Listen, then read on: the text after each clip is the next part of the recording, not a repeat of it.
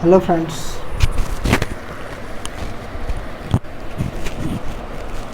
जैसा कि कल पीसी का एग्ज़ाम हो गया और मैं वीडियो बना रहा था करंट पे, उसमें से एक पे आया, जैसे एक के बारे में पूछा गया जिसका नाम था एनएफटी, नॉन फंजिबल टोकन। और मैंने जितना बताया था वो तीनों स्टेटमेंट उसमें दिए थे। तो इससे आपको मतलब इससे आप गेस कर सकते हैं कि आप लोगों के लिए कितना लाभकारी होगा।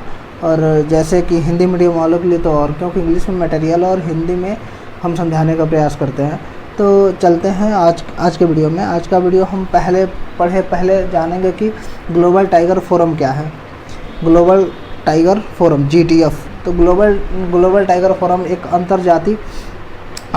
अंतर सरकारी एक अंतर्राष्ट्रीय संस्था है जो कि टाइगर के संरक्षण के लिए कार्य करती है। ठीक, इसे 1993 में बनाया गया था और 1993 में बनाने के लिए सुझाव लिया गया था। तो सुझाव भारत से लिया गया था। भारत में एक अंतर्राष्ट्रीय संगोष्ठी हुई थी टाइगर के कंजर्वेशन पे नई दिल्ली में। तो उसमें ये रिकमेंड किया गया कि 1993 में क्या हुआ, 1993 में उसमें एक रिकमेंड किया गया कि हम लोग एक ऐसा फोरम बनाएंगे जो टाइगर के कंजर्वेशन के लिए नियम बनाएगा। ठीक, और उसके बाद से क्या हुआ कि ये जो मतलब GTF है, ये भारत में दिल्ली में मतलब स्थित है, दिल्ली में स्थित है। और दूसरी बात और आगे की बात करें तो अभी क्या हो रहा है कि टाइगर के कंजर्वेशन की बात की जा रही है और ऐसा कहा जा रहा है कि टाइगर की जनसंख्या 2022 तक डबल करनी है। तो इस कंडीशन पे 2022 में रसिया में एक समिट होने वाली है।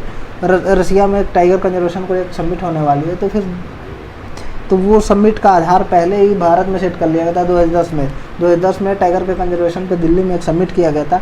उसको कहा जाता है प्री टाइगर समिट। और प्री टाइगर समिट 2010 में दिल्ली में किया गया था। और उसमें जो भी आज रसिया टाइगर समिट में अपनाने वाले हैं वो पहले ही उसको रिकमेंड कर दिया गया है।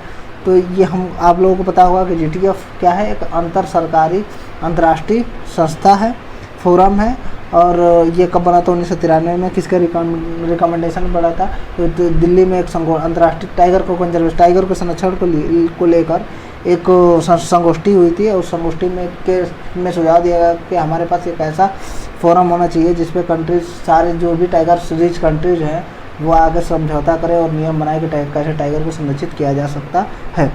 अब आगे बात करें कि यही ग्लोबल टाइगर फोरम और मतलब मलेशिया की गवर्नमेंट ने मिलकर एक एशिया मिनिस्ट्रियल समिट बनाया है जो कि अभी चौथा है, चौथा है। ठीक है, इसमें ग्लोबल टाइगर रिकवरी प्रोग्राम चलाया जा रहा है जिसमें कहा जाएगा कि जो भी टाइगर रीजन कंट्रीज है जहाँ पे टाइगर रहते हैं, तो ऐसे 13 कंट्रीज हैं। और 13 कंट्रीज में सबसे ज़्यादा इसमें ज़्यादा से ज़्यादा एशियान कंट्रीज ही हैं और जिसमें इंडिया भी शामिल है। अब ये डिक्लेरेशन जो अब कहा जाता है कि जैसे टाइगर कंजर्वेशन के लिए कुआलालंपुर जॉइंट स्टेटमेंट दिया गया था और उसको अडॉप्ट कर लिया गया है। आज के डेट में उसको अडॉप्ट कर लिया गया। और एक बार क्या हुआ था कि 2010 में सेंट पीटर्सबर्ग डिक्लेरेशन हुआ था टाइगर कंजर्वेशन को लेके। ठीक, वो उसको भी ग्लोबल टाइगर रिकवरी प्रोग्राम का एक पार्ट बनाया जा रहा है। और जो हेल्प करेगा हमारा कहाँ पे, भारत जो हेल्प करेगा कि जो भी मतलब टाइगर रीजन है, TRCs हैं, जो भी टाइगर रीजन कंट्रीज हैं, उनमें टाइगर के वो जो वाइल्ड टाइगर है उनकी जनसंख्या को डबल करने में ये काम करेगा। यानी 2022 तक पॉपुलेशन को काम करने में ये महासहायता देगा। ठीक है, अब आगे बात करते हैं हम लोग integrated tiger habitat conservation programme.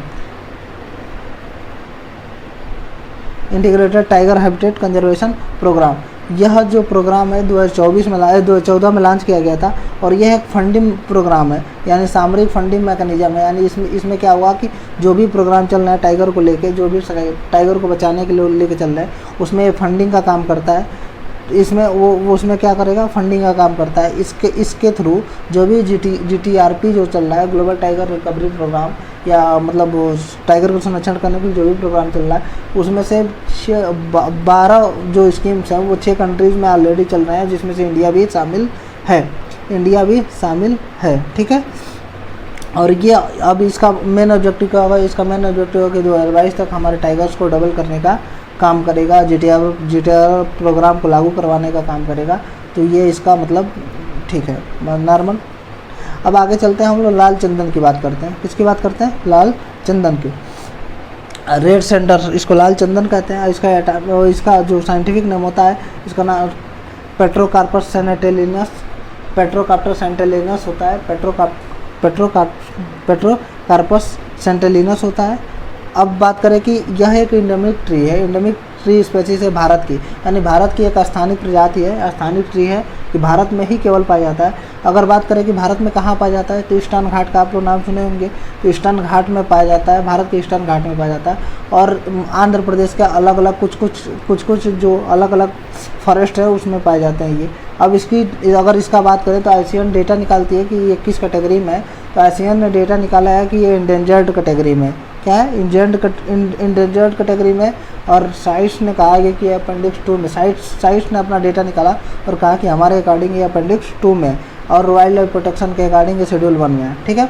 अब आगे बात करें कि अगर आखिर में ये न्यूज़ में क्यों आया है, तो अभी आप लोग देखें हैं कि एक मूवी आई थी चंदन पे, तो अभी ये क्यों आया है, तो इस वजह से आया है कि जो आईसीएन ने उसने कहा कि इंडेंजर्ड में तो था, उसका कैटेगरी बदल के नियर थ्रेटन में कर दिया गया, उसका कैटेगरी बदल के कहाँ कर दिया गया, नियर थ्रेटन में, उसका कैटेगरी बदल के नियर थ्रेटन में कर दिया गया। नियर थ्रेटन का, अब इंडेंजर्ड और नियर थ्रेटन का मतलब क्या होगा कि इंडेंजर्ड का मतलब ये ख़त्म होने वाली है, मतलब ये ख़त्म, जैसे एक समय ऐसा आएगा जब ख़त्म हो जाएगी, इंडेंजर्ड है मतलब इसकी। और अगर बात करें कि नियर थ्रेटन का मतलब है कि तेज़ी से इसकी संख्या में गिरावट देखना, तो ऐसा माना जा रहा है कि 2000 लास्ट तीन जनरेशन से ऐसा लग रहा है कि 50 से 80% तक इसकी जनसंख्या में नीचे बहुत गिरावट हुई है। अब बात करें कि गिरावट हुई है, लेकिन अब चंदन का ट्रेड तो होता ही है, तो चंदन का ट्रेड करने के लिए तो 2019 में जो डीजीपी थे फॉरेन ट्रेड के, उन्होंने कहा कि हम इसका एक्सपोर्ट पे बैन नहीं लगाते हैं, हम एक्सपोर्ट पे इसका बैन नहीं लगाएंगे। अगर ये क्या हुआ, अगर यह कल्टिवेटेड लैंड से प्राप्त किया जाता है, जैसे फॉरेस्ट में प्राप्त, अगर ये चंदन बोया जाए और इसको एक कमर्शियल ट्री के रूप में मान लिया जाए, तो इस पर कभी बैन नहीं लग सकता, हम नहीं लगाएंगे बैन। अब बात करें कि इट इज नोन एज अल्मग, अब इसको एक और नाम से जाना जाता था अल्मग, तो आपसे ये पूछ सकती है कि अल्मग क्या है, तो ये इसका ट्रेंड रहा है कि मतलब बेसिकली तो यही ट्रेंड है कि अल्मग, तो उसमें आपसे पूछ रहे कि अल्मग क्या है, तो अल्मग लाल चंदन को ही कहा जाता है, ठीक है।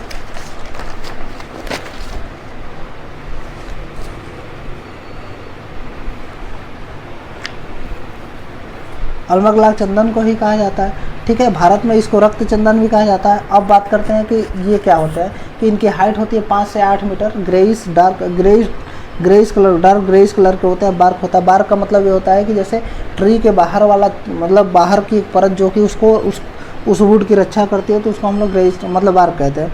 तो ये 5 से 8 मीटर हाइट की होती है, और उसके बाद से एक ग्रेइश बार्क होता है, ग्रे कलर का एक बार्क होता है। अब बात करें कि ये किस टाइप के वन होते हैं, तो ये पतझड़ी वन होते हैं, ये कैसे वन होते हैं, पतझड़ी वन होते हैं।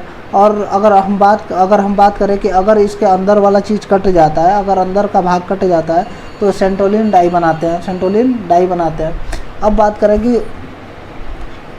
बात करें जो चंदन की लकड़ी होती है वो सबसे हार्ड लकड़ी होती है, और उसका कलर जो होता है डार्क रेड कलर का होता है। कैसा कलर का होता है, डार्क रेड कलर का होगा। अगर बात करें कि क्या ये चंदन एक ही प्रकार के पाया जाता है, नहीं, तो चंदन 2 प्रकार के पाए जाते हैं। पहला चंदन पाया जाता है वेवी ग्रैंड, और दूसरा पाया जाता है स्टेट। लेकिन हम लोग स्टेट का उतना ज़्यादा यूज नहीं करते हैं, और वेवी ग्रैंड का बहुत ज़्यादा यूज करते हैं, क्योंकि यह वेवी ग्रैंड जो होता है वो कमर्शियल प्लांटेशन के लिए ही जाना जाता है, और कमर्शियल प्लांटेशन के लिए ही जाना जाता है।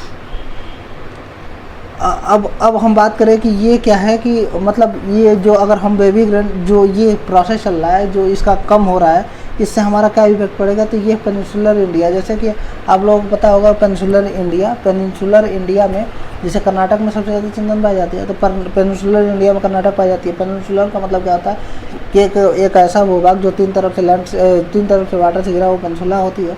तो पेनिनसुला क्या होगा, पेनिनसुला डिस्टर्ब हो जाएगा। पेनिनसुला के साथ ही है हमारा श्रीलंका, तो वो भी इससे डिस्टर्ब हो जाएगा। और बात करें कि साउथर्न ईस्टर्न घाट में भी इसको पाया जाता है। साउथर्न ईस्टर्न घाट में भी कुछ ऐसे जगह है जहाँ पे ईस्टर्न घाट के साउथ ईस्टर्न घाट में मतलब डिसीडियस फॉरेस्ट पाया जाता है, जहाँ पे इनका बहुत ज़्यादा रोल होता है, ठीक।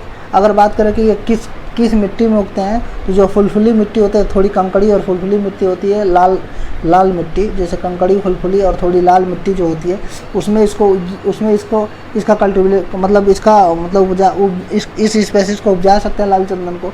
अगर बात करें कि लाल चंदन को उपजाने के लिए हमको क्या क्या क्लाइमेट चाहिए, तो दूसरी बात क्लाइमेट का मतलब कि रेड सॉइल चाहिए। रेड सॉइल में लूमी जो होती है हमारी की कंकड़ी और थोड़ी सी फुलफुली मिट्टी पाई जाती है, तब वहाँ पे ज़्यादा कल्टीवेशन होता है। अगर इसका मतलब बेहतर ग्रोथ करना है, तो बेहतर ग्रोथ करने के लिए इसको कम से कम 800 से 1000 मिलीमीटर एनुअली पर साल वर्षा होना चाहिए, यानी एक साल में लगभग 800 मिलीमीटर से 1000 मिलीमीटर का वर्षा चाहिए इसको, ठीक है। अब बात करें कि इसका क्या क्या उपयोग है, और आपको पता है कि वैसे उपयोग से बहुत ज़्यादा क्वेश्चन पूछिए। तो पहला उपयोग है कि जो इसका मिडिल पार्ट होता है, जो इस प्लांट का मिडिल पार्ट होता है, जिसको हम लोग कहते हैं हार्डवुड, उसका यूज मेडिसिन में होता है, और कुछ डाइजेस्टिव वाले पाचन क्रिया के समस्याओं को भी सॉल्व करने में इसका प्रयोग होता है। और बात करें तो ब्लड के प्यूरिफिकेशन में भी इसका काम होता है। अगर बात करें कि आयुर्वेद में जाए, तो आयुर्वेद में इसका काम आँख के बीमारी को ठीक करने में होता है, और कहीं कहीं तो ये कॉस्मेटिक में भी यूज होता है। और ऐसा माना जाता है कि इसका अल्कोहल का फ्लेवर बनाने में, जो इसे अल्कोहल का बेवरेज बना रहे हैं, उसमें भी इसका यूज किया जाता है। ये रहा हमारे चंदन के बारे में। थैंक यू, और वीडियो लाइक करते रहिएगा, देखते रहिए, बहुत फ़ायदा करेगा। क्योंकि अगर अभी तक के वीडियो में एक वीडियो आ गया, वो भी NFT जैसा टफ क्वेश्चन, तो शायद क्वेश्चंस मिले। Thank you.